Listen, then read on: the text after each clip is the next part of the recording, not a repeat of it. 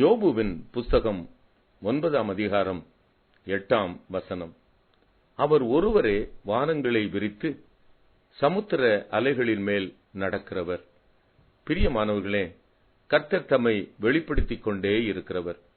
யோபு அவரை குறித்து அலைகளின் மேல் நடக்கிறவர் என்று கர்த்தருடைய வல்லமையை விளக்குகிறார்.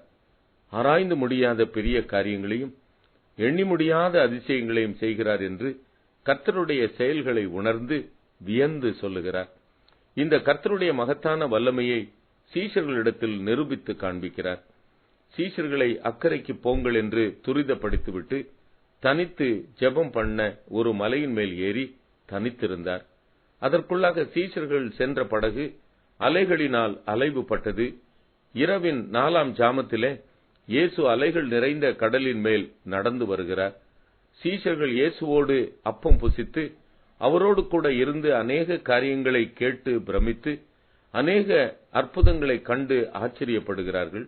இவர் யாரோ, காற்றும் கடலும் இவருடைய சத்தத்திற்கு அடங்குகிறது, பிசாசுகளும் நடுங்கி இவருடைய சத்தத்திற்கு கீழ்ப்படுகிறது என்று சொல்லிக் கொள்ளுகிறார்கள்.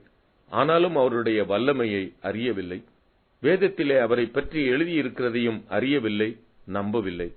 ஆனாலும் கர்த்தர் தன்னை வெளிப்படுத்திக் கொண்டே இருக்கிறார். அலைகளின் மேல் நடக்கிறவர் என்று யோபு சொன்னதை நிரூபித்து காண்பிக்கிறார்.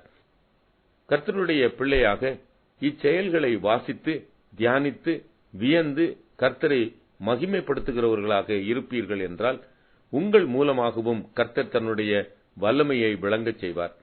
சமுத்திரத்தை 2ஆக பிளக்கவும் யோர்தானை குவியலாக நிற்கச் செய்யவும் முடியும். அலைகளாகிய துன்பம், உபத்திரவம், அழுகையின் பள்ளத்தாக்கு எல்லாவற்றையும் உருவ கடக்கவும் ஏறி நடக்கவும் முடியும். கர்த்தர் கூட இருந்து செயல்படுவார். ஜெபம். ஆண்டவரே, அலைகளின் மேல் நடந்தவர், அலைகளை அமரச் செய்தவர், என்னுடன் நடந்து வாரும். ஆமேன்.